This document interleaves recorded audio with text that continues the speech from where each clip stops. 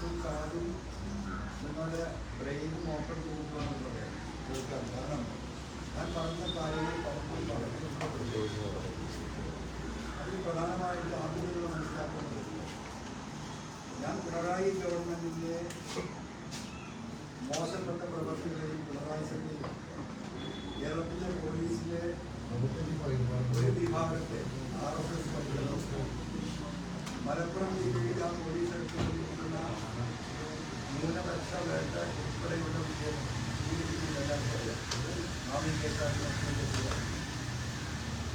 ഈ വിഷയത്തിൽ മുഖ്യമന്ത്രിയുടെ എടുക്കുന്ന നിലപാടുകൾ അത്യന്തം ഹീനമാണ്. മറ്റു താല്പര്യങ്ങൾക്ക് പറഞ്ഞുകൊണ്ടാണ് ഈ ഗവൺമെന്റിന്റെയും CPM എന്ന് പറയുന്ന പാർട്ടിയുടെയും അടിസ്ഥാനപരമായ തത്വങ്ങൾക്കെതിരായി പ്രവർത്തിക്കുകയാണ്. കേരളത്തിലെ പാവപ്പെട്ട സഖാക്കൾക്ക് പാർട്ടിയുടെ എക്സൈസ് സെക്രട്ടറി ഏരിയ സെക്രട്ടറി മുഴുവനാണ് പോലീസ് സ്റ്റേഷനിൽ ലൈംഗിക കയറേണ്ട അവസ്ഥയാണ്. കേരളത്തിലെ സർക്കാർ ഓഫീസുകൾ ഇവിടുത്തെ ഉദ്യോഗസ്ഥ ബന്ധമാണ്. സഖാക്കൾക്കും ജനങ്ങൾക്കും നീതി ലഭിക്കുന്നതിനായി ഇതിൻ്റെ പിന്നിൽ കേരളത്തിലെ ഒരു വിഭാഗം IPS, IAS, IFS, IR ഉദ്യോഗസ്ഥരാണ്. ഇവരെ നിലക്ക് നിർത്തി തൊഴിലാളി പാർട്ടിയായി അധികാരത്തിൽ ജനങ്ങൾ അധികാരത്തിൽ സർക്കാർ തിരുത്തണമെന്ന് ആ നിലപാടിൽ പ്രതിഷേധിച്ചുകൊണ്ടാണ് ഇവിടെ വന നിയമ ഭേദഗതി ബില്ല്. നിങ്ങൾ കേൾക്കണം, എനിക്ക് പറയാനുള്ളത് കേരളത്തിലെ ജനങ്ങളോട് പക്ഷേ കേരളത്തിലെ മലയാള ജനങ്ങളോടുമാണ്. ഇവിടെ പുതിയ ബില്ല് കൊണ്ടുവന്നു, അണിമണി കൊണ്ടുവരിക. ഒരാൾ പറഞ്ഞിട്ടില്ല, ഒരു പ്രതിപക്ഷം പറഞ്ഞില്ല. ജനങ്ങൾ ആകെ ബുദ്ധിമുട്ടിലാക്കുന്ന ബില്ലായിരുന്നു. അങ്ങനെയാണ് സാധാരണ അത്തരത്തിലുള്ള അണിമണി കൊണ്ടുവരുമ്പോൾ അത് പത്രത്തിൽ പരസ്യം ചെയ്യണം. വില്ലേജ് ഓഫീസുകളിലും പഞ്ചായത്ത് ഓഫീസിലും ഫോറസ്റ്റ് ഓഫീസിലും ആളുകളുടെ അഭിപ്രായം നേടാനുള്ള സംവിധാനം ഉണ്ടാക്കണം. ഇത്തരം കാര്യങ്ങൾ ഫോളോ ചെയ്ത് പൊതുജനത്തിൻ്റെ അഭിപ്രായം അറിയിട്ടാണ് അത്തരത്തിലുള്ള അമൻമെന്റ് കൊണ്ടുവരിക. പക്ഷേ ഇരുട്ടിൻ്റെ മറവിൽ ഗസറ്റിലെ ഒരു 4 വരി ഒരാൾക്ക് പോലും ഭൂതക്കണ്ണാടി വെച്ച് നടക്കാൻ കഴിയാത്ത വിധം ഗസറ്റിൽ മാത്രം പബ്ലിഷ് ചെയ്തുകൊണ്ട് നിയമസഭാ സമ്മേളനത്തിൽ നിങ്ങൾക്കറിയാം MLA-മാർ ഭക്ഷണം കഴിക്കാൻ ഞങ്ങൾക്ക് പോകും. അപ്പം ചിലപ്പോൾ അവിടെ ഇത്രയും 90 MLA-മാർ ഈ ഭാഗത്തുണ്ട്, അപ്പുറത്ത് 40 ആളുള്ളത്. ആ ബില്ലിൽ ഈ പറയുന്ന ആളുകളിൽ 50% ഉച്ചഭക്ഷണ സമയത്ത് ഉണ്ടാകുന്നുണ്ട്. ഈ ബില്ല് വലിയ സംവിധാനം അവർ ചർച്ചയായിരുന്നെങ്കിൽ എല്ലാവരും കാത്തു നിൽക്കും. പക്ഷേ മൂടി വെച്ചുകൊണ്ട് വളരെ രഹസ്യമായി നിയമസഭ പാസ്സാക്കിയെടുക്കാനുള്ള നീക്കമായിരുന്നു ഈ ഗവൺമെന്റ് ചെയ്യാൻ പോയത്. ഞാൻ ഈ വിഷയത്തിൽ ഇടപെട്ടുകൊണ്ടിരിക്കുന്ന ഒരു വ്യക്തി എന്ന നിലയ്ക്ക് ഈ ഗസറ്റ് പബ്ലിഷ് ചെയ്യുന്ന പ്രസിന്റെ അകത്ത് ഒരു നല്ല മനുഷ്യനൊരു മലയാള കർഷകൻ ഉണ്ടായിരുന്നല്ലോ, അദ്ദേഹമാണ് എന്നെ വിളിച്ചു പറയുന്നത്, ഇങ്ങനെ ഒരു ബില്ല് വരാൻ പോകുന്നുണ്ട്, ഒരാളും അത് അറിഞ്ഞിട്ടില്ല, ഈ രീതിയിലാണ് അത് വരാൻ പോകുന്നത്. അങ്ങനെ ഞാനാണ് ആ വിഷയം കേരളത്തിൽ ജനങ്ങളുടെ മുന്നിലേക്ക് എടുത്തത്. അതിനു വേണ്ടിയിട്ടായിരുന്നു അന്ന് വയനാട് സമരം നടത്തിയത്. ആ സമരം നടത്തിക്കൊണ്ടാണ് നിലമ്പൂരിൽ വരികയും മണി എന്ന് പറയുന്ന ആദിവാസി സുഹൃത്ത് ആ ദിവസം തന്നെയാണ് ചർച്ച ചെയ്തിരുന്നത്. ആ വിഷയങ്ങൾ ഉയർത്തിപ്പിടിച്ച് നടത്തിയ സമരം നടത്തി പോരാട്ടം നടത്തിയാണ് ഇവിടെ എത്തിയത്. അപ്പോൾ സ്വാഭാവികമായി ഞാൻ രാജ്യം നിൽക്കുമ്പോൾ എനിക്ക് തന്നെ മനസ്സിലായിരുന്നു, എനിക്ക് തന്നെ പറയാൻ പാടില്ല ഞാൻ പിണറായി പോരാടി നിലമ്പൂരിൽ വിജയിക്കും. ഞാനത് പറഞ്ഞിട്ടില്ല. നിങ്ങൾ ആദ്യം മനസ്സിലാക്കണം, അൻവർ ഒന്നും സ്വീകരിക്കുന്നില്ല എന്ന് പറയുന്ന ആ ഒരു നരേഷൻ ഉണ്ടാക്കി കൊണ്ടുവരാൻ UDF-ന്റെ ലീഡർഷിപ്പിലെ ചില ആളുകൾ നടത്തിക്കൊണ്ടിരിക്കുന്ന പരിശ്രമം നിലമ്പൂരിലെ പാവപ്പെട്ട ജനങ്ങൾ നിങ്ങൾ മനസ്സിലാക്കണം. ഞാനൊരു വഴി തുറന്നു കൊടുക്കുകയാണ് UDF-ന്. എന്തിനു വേണ്ടിയിട്ടാ? ഈ മലയോര മേഖലയിലെ വിഷയങ്ങൾ ഉന്നയിക്കാൻ ഞാൻ മാറി നിൽക്കുമ്പോൾ കഴിഞ്ഞ കുറേ കാലങ്ങളായിട്ടുള്ള വിഷയമാണ് മലയോര മേഖലയിൽ. കോൺഗ്രസിനെ കൈവിട്ടു മലയോര മേഖല, എസ്പെഷ്യലി കുടിയേറ്റ കർഷകർ. എന്താ കാരണം? നിങ്ങൾക്കറിയാലോ, ഈ ബഹുമാനപ്പെട്ട UDF ചെയർമാൻ ശ്രീ VD സതീശന്റെ നേതൃത്വത്തിൽ ഇവിടെ ഒരു ഹരിത MLA-മാരുണ്ടായിരുന്നു. ഇവിടെ ഗാഡ്ഗിൽ കമ്മീഷൻ റിപ്പോർട്ട് വരുന്ന സമയത്ത് കേരളത്തിലെ മലയോരം മുഴുവൻ അതിനെ എതിർത്തപ്പോൾ അതിനെ ആ ബില്ലിനെ അനുകൂലിച്ചവരാണ് ഈ പറയുന്ന ഹരിത കർഷകർ. ഹരിത MLA മാർ അന്ന് VD സതീശൻ എടുത്ത ആ സ്റ്റാൻഡ് കേരളത്തിലെ ഈ മലയോര മേഖലയിലെ കർഷകരും കുടിയേറ്റ കർഷകരും അങ്ങനെയാണ് കോൺഗ്രസിനെതിരാവുന്നത്. കോൺഗ്രസിലെ വിശ്വാസം നഷ്ടപ്പെടുന്നത് അങ്ങനെയാണ്. ആ വിശ്വാസ്യത വീണ്ടെടുക്കാനുള്ള ഒരു സഹായകമായ നിലപാടാക്കി ഒരു കുടിയേറ്റ കർഷകനെ സ്ഥാനാർത്ഥിയാക്കിയാൽ അത് ഗുണകരമാകും എന്ന അർത്ഥത്തിലാണ് ഞാൻ ഈ പറയപ്പെട്ട DCC പ്രസിഡന്റിനെ സ്ഥാനാർത്ഥിയാക്കണം എന്ന് പറഞ്ഞത്. പക്ഷേ അത് നടപ്പിലായില്ല എന്ന് മാത്രമല്ല, ഇവിടെ ഈ പറയുന്ന സ്ഥാനാർത്ഥി ശരിയാവില്ല എന്ന് ഞാൻ പറഞ്ഞു. അതാണ് ഇവിടുത്തെ ഏറ്റവും വലിയ വിഷയം. അത് എന്തുകൊണ്ടാണ് ശരിയാവില്ല എന്ന് പറഞ്ഞത് വിസ്തരിക്കപ്പെടേണ്ട സമയമാണിത്. ഇപ്പൊ വിഷയം അതല്ല. ആ സ്ഥാനാർത്ഥിയെ നിർത്തിക്കൊണ്ട് പോയാൽ അവിടെ ജയിക്കാൻ കഴിയില്ല എന്ന ഉത്തമ ബോധ്യത്തിൻ്റെയും കൂടി അടിസ്ഥാനത്തിലാണ് ഞാനത് പറഞ്ഞത്. അത് നമുക്ക് വിശദീകരിക്കപ്പെടാം. ഞാൻ കാരണം പോയിന്റുകൾ നോട്ട് ചെയ്ത് കൊണ്ടിട്ടുണ്ട്. കാരണം വൈകാരികമായി ഞാൻ സംസാരിക്കുന്നു എന്ന് ഒരു വിഷയം സ്വാഭാവികമാണ്. ഞാൻ വായ കൊണ്ട് സംസാരിക്കാറില്ല. ഞാൻ എൻ്റെ ഹൃദയത്തിലുള്ള കാര്യങ്ങളാണ് പറയാറുള്ളത്. ഇവിടെ ചില രാഷ്ട്രീയക്കാരൊക്കെ നടത്തുന്നത് പോലെ ഉള്ളിലൊന്ന് വെച്ച് പുറത്തേക്കൊന്ന് പറയാൻ എനിക്ക് കഴിയില്ല. എൻ്റെ മനസാക്ഷിക്ക് ബോധ്യപ്പെട്ട കാര്യങ്ങൾ ഞാൻ അറിയാതെ പറഞ്ഞുകൊണ്ടേയിരിക്കും.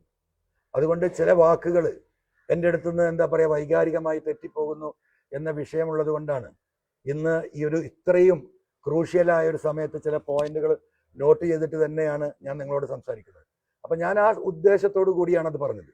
ആ ഉദ്ദേശത്തെ ഇവിടെ എന്താണ് പറയുക പൂർണ്ണമായും തിരസ്കരിക്കപ്പെട്ടു. എൻ്റെ പാർട്ടിയുടെ അക്കമഡേഷനെ കുറിച്ചുണ്ടായ ചർച്ചകൾ നമുക്കറിയാം. അവസാന ഘട്ടത്തിൽ അസോസിയേറ്റഡ് പാർട്ടി എന്ന നിലക്ക് ചർച്ചകൾ നടന്നു. ഞാൻ അതിനും സമ്മതിച്ചു. ആ സമ്മതിച്ചപ്പോൾ ഞാൻ പറഞ്ഞു ഞങ്ങളുടെ പാർട്ടിക്ക് നിങ്ങൾ എവിടെ സീറ്റ് തരും. കാരണം അതിനു മുമ്പുണ്ടായ 2-ാം തീയതി ഈ മാസം 2-ാം തീയതി കോഴിക്കോട് നടന്ന UDF യോഗത്തിന്റെ മുമ്പ് നിരുപാധികം നിങ്ങൾ എന്ത് തീരുമാനിച്ചോ ബസിന്റെ സ്റ്റെപ്പിൽ ഞാൻ പോരാമെന്ന് ബഹുമാനപ്പെട്ട കുഞ്ഞാലിക്കുട്ടി സാഹിബിനോടാ ഞാൻ വാക്ക് കൊടുത്തത്. ബാക്കി കാര്യങ്ങൾ കുഞ്ഞാലി സാഹിബ് നിങ്ങൾ ഏറ്റാ മതി എന്ന് പറഞ്ഞതാ. ആ വിശ്വാസത്തിലായിരുന്നു. ആ കുഞ്ഞാലിക്കുട്ടി സാഹിബ് ഉൾപ്പെടെയുള്ള പാണക്കാട് തങ്ങൾ ഉൾപ്പെടെയുള്ള UDF ലീഡർഷിപ്പ് ഉൾപ്പെടെ അദ്ദേഹത്തെ ഏൽപ്പിച്ച ഉത്തരവാദിത്തം അദ്ദേഹം നിർവഹിച്ചില്ല എന്ന് മാത്രമല്ല അത് നീട്ടി കൊണ്ടുപോയി. തെരഞ്ഞെടുപ്പ് ഉണ്ടാകില്ലെങ്കിൽ അടുത്ത പഞ്ചായത്ത് തെരഞ്ഞെടുപ്പ് വരെ ഞങ്ങളെ വാലിൽ കെട്ടാമെന്ന ദുരുദ്ദേശത്തിലാണ് UDF ഒറ്റക്കെട്ടായി എടുത്ത തീരുമാനം പോലും അദ്ദേഹം പ്രഖ്യാപിക്കാതിരുന്നത്. അപ്പോഴാണ് എന്ത് വരുന്നത്? എലക്ഷൻ വരുന്നത്. സ്വാഭാവികമായിട്ടും ഈ പറയുമ്പോൾ സ്ഥാനാർത്ഥിയെ പ്രഖ്യാപനം നടത്തുമ്പോൾ നിങ്ങൾക്കറിയാം തൂക്കിക്കൊല്ലാൻ പോകുന്ന ഒരു പ്രതിയോട് ചോദിക്കും നിങ്ങൾക്ക് അവസാനമായിട്ട് എന്തെങ്കിലും പറയാനുണ്ടോ? ഏറ്റവും ചെറിയ നീതി. മനുഷ്യ നിങ്ങൾ മരിക്കാൻ പോവുക നിങ്ങൾക്ക് എന്തെങ്കിലും പറയാനുണ്ടോ? നിങ്ങൾക്ക് വല്ല ആഗ്രഹം ഉണ്ടോ എന്ന് ചോദിക്കൂ. അതിനെങ്കിലും ഞാൻ അർഹനല്ലേ? എന്നെ തൂക്കിലേറ്റാണല്ലോ. ഞാൻ അറിഞ്ഞിട്ടില്ല, എന്നോട് ചോദിച്ചിട്ടില്ല, പോട്ടെ. എന്നാൽ ആ പ്രഖ്യാപനം നടത്തുമ്പോൾ ഈ പറയുന്ന അസോസിയേറ്റ് മുന്നണിയായി ആര്യാടൻ ഷൗക്കത്തിനെ സ്ഥാനാർത്ഥിയായി പ്രഖ്യാപിക്കുന്നതോടൊപ്പം അത് പ്രഖ്യാപിക്കാനുള്ള ഒരു ചെറിയ മര്യാദയെങ്കിലും, ചെറിയൊരു മര്യാദ, ഒരു സാമൂഹിക മര്യാദ ഇദ്ദേഹത്തിന്റെ ഭാഗത്തുനിന്നുണ്ടായില്ല. പിന്നെ ഞാൻ എന്ത് ചെയ്യും? പിന്നെ ആ സ്ഥാനാർത്ഥിക്ക് വേണ്ടിയിട്ട് ഞാൻ പ്രവർത്തന രംഗത്ത് ഇറങ്ങിയോടുകൂടി എന്തായി? ഈ ദുഷ്ടബുദ്ധി എന്താണ് അദ്ദേഹം കണക്കൂട്ടിയത്? ഞങ്ങൾ ലോക്കായില്ലേ? ആയിരക്കണക്കിന് പ്രവർത്തകരില്ലേ? എനിക്ക് ആ പാർട്ടിയോടൊരു ബാധ്യത ഇല്ലേ? AITC എന്ന് പറയുന്ന ഒരു സംവിധാനമല്ലേ? മമതാ ബാനർജി എന്ന് പറയുന്ന ഒരു മുഖ്യമന്ത്രിയും 10-200 MLA-മാരും 42 MP-മാരുമുള്ള പാർലമെന്റിലെ ഒരു പാർട്ടിയുടെ ഒരു സംസ്ഥാനത്തിന്റെ ഉത്തരവാദിത്തപ്പെട്ട നേതാവാ. ഞാൻ എന്താ ചെയ്യാ? നിങ്ങൾ പറ, ജനങ്ങൾ പറയൂ. അപ്പൊ ഞാൻ എന്ത് പറഞ്ഞു? രണ്ടും നടക്കൂല. കാരണം ഷൗക്കത്തിനെ വെച്ച് മുന്നോട്ട് പോകാൻ ഒരിക്കലും കഴിയില്ല, ജയിക്കൂല. ഞാൻ വിശദീകരിക്കാം. വലിയ അബദ്ധത്തിലേക്കാണ് പോണത്. ഞാൻ പറഞ്ഞു പറ്റില്ല എന്ന്. എന്തുകൊണ്ട് പറഞ്ഞു? എനിക്കൊരു നീതിയും കിട്ടാൻ പോകുന്നില്ല ഈ പാർട്ടിക്ക് എന്ന് ഉറപ്പിച്ച് പറഞ്ഞതുകൊണ്ടാണ്. അപ്പം അവിടെയാണ് പ്രശ്നങ്ങൾ ആരംഭിക്കുന്നത്. പിന്നീടാണ് ചർച്ചകൾ ആരംഭിക്കുന്നത്. UDF നേതൃത്വം മുഴുവൻ ഇദ്ദേഹത്തിന്റെ ഈ നിലപാട് ശരിയായില്ല എന്ന് കൃത്യമായി പറഞ്ഞു. വാർത്തകളിൽ നിങ്ങളൊക്കെ എടുത്ത ഇന്റർവ്യൂകളിൽ ഉത്തരവാദിത്തപ്പെട്ടവരൊക്കെ ആ കാര്യങ്ങൾ ഒളിഞ്ഞും തെളിഞ്ഞും സൂചിപ്പിച്ചുകൊണ്ട് നിങ്ങളോട് സൂചിപ്പിക്കുകയുണ്ടായി.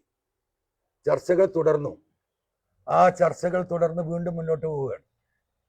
അപ്പൊ ഞാൻ ചോദിച്ചു സീറ്റ് എവിടെയാണെന്ന്.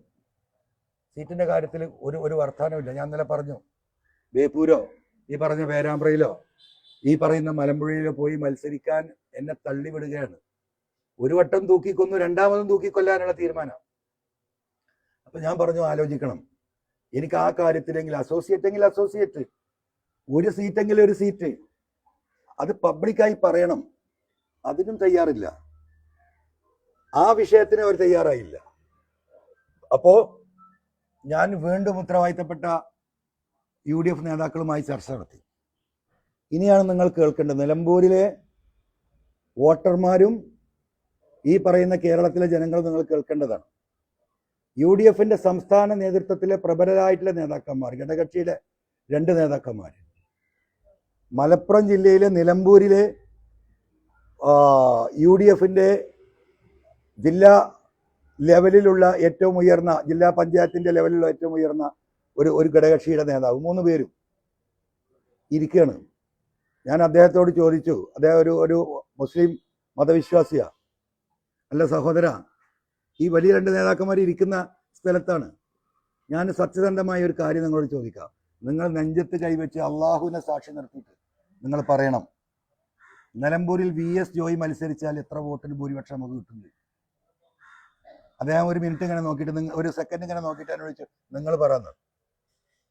ഞാൻ പറഞ്ഞു 25,000. ഞാൻ തുടങ്ങാണ്. ഈ പറയപ്പെട്ട നേതാവ് പറഞ്ഞു 30,000 വരെ നമുക്ക് ജയിക്കാൻ പറ്റും. അപ്പൊ ഞാൻ ഈ UDFന്റെ ഉന്നതനായ നേതാവിനോട് ഞാൻ പറയാണ്, നിങ്ങൾ കേട്ടല്ലോ. രണ്ടാമതും ആ വ്യക്തിയോട് ഒരു ചോദ്യം കൂടി ഞാൻ ചോദിക്കുകയാണ്. നിങ്ങൾ അള്ളാഹുവിനെ സാക്ഷി നിർത്തി, നിങ്ങൾ 5 നേരം നിസ്കരിക്കുന്ന ആളാ, നെഞ്ചത്ത് കൈവച്ചിട്ട് ഈ ചോദ്യത്തിൽ കൂടി നിങ്ങൾ ഉത്തരം പറയണമെന്ന്. ആര്യാടൻ ഷൗക്കത്ത് മത്സരിച്ചാൽ എന്തായിരിക്കും സ്ഥിതി ചോദിച്ചു. അദ്ദേഹം ഒരു 2000 തൊട്ട് 5000 വോട്ട്. അപ്പൊ ഞാൻ ഈ ഉന്നതനായ നേതാവിനോട് പറഞ്ഞു, നിങ്ങൾ കേട്ടല്ലോ, ഇതാണ് വസ്തുത. ഞാൻ എന്തിനാണ് രാജിവെച്ചത് നിങ്ങൾക്കറിയാലോ. കേരളത്തിൽ 3ാം വട്ടവും LDF ഗവൺമെന്റ് അധികാരത്തിൽ വരില്ല എന്നത് വസ്തുത കേരളത്തിലെ ജനങ്ങളെ കാട്ടിക്കൊടുത്ത് പിണറായിസത്തിനെതിരെ ഏറ്റവും കൂടുതൽ വോട്ട് വാങ്ങി ജയിക്കാനാണ്. പക്ഷെ ഇവരുടെ താല്പര്യം എന്താ? ഇവർക്ക് ഒറ്റ താല്പര്യമുള്ളൂ സാഹിബേ. എന്താ താല്പര്യം അറിയോ? മുഖ്യമന്ത്രിയാകുമ്പോൾ ആര് കൈപൊന്തിക്കണമെന്ന്. ആ ഒരു താല്പര്യം മാത്രമേ ഉള്ളൂ. അതുകൊണ്ട് നിങ്ങൾ ആലോചിക്കണം. ഈ നേതൃത്വത്തെയും വെച്ചാണ് UDF മുന്നോട്ട് പോകുന്നതെങ്കിൽ 99 സീറ്റിൽ വേണം കോൺഗ്രസിന് തീരുമാനമെടുക്കാൻ വരാനിരിക്കുന്ന തെരഞ്ഞെടുപ്പിൽ. ആ 99 സീറ്റിന്റെയും മാനദണ്ഡം കൈപൊക്കുന്നവർക്ക് മാത്രമായിരിക്കും 2026 ഭരണം പിണറായിയെ താഴെ ഇറക്കാൻ ഈ നേതൃത്വത്തെ വെച്ചുകൊണ്ട് കഴിയുമെന്ന് എനിക്ക് തോന്നുന്നില്ല. അതുകൊണ്ട് ആലോചിച്ചിട്ട് നിങ്ങൾ തീരുമാനമെടുക്കണം എന്ന് ഞാൻ പറഞ്ഞതാണ്. അതവസാനിച്ചു. ഈ പറയപ്പെട്ട ചർച്ചകൾ മുഴുവൻ പിന്നീടും കഴിഞ്ഞു. ഒരു സീറ്റും പ്രത്യക്ഷമായി പറയാൻ കഴിയില്ല എന്ന് പറഞ്ഞു. അവസാനം ഞാൻ ഇന്നലെ നിങ്ങളോട് വന്നിട്ട് എന്താ പറഞ്ഞത്? ഞാൻ UDFനെ തോൽപ്പിക്കാനാണോ നോക്കിയത്? ഞാൻ UDFനെ തോൽപ്പിക്കാൻ നോക്കിയിട്ടില്ല. ഞാൻ UDFനെ സഹായിക്കുന്ന നിലപാടിന്റെ ഭാഗമാണ്. ഈ പറയുന്ന മുഴുവൻ അപമാനവും സഹിച്ചിട്ട് ഞാൻ ഇന്നലെ നിങ്ങളോട് പറഞ്ഞു, ഞാൻ മത്സരിക്കാനില്ല. ബാങ്ക് വിളിക്കുന്നത് കഴിഞ്ഞിട്ട്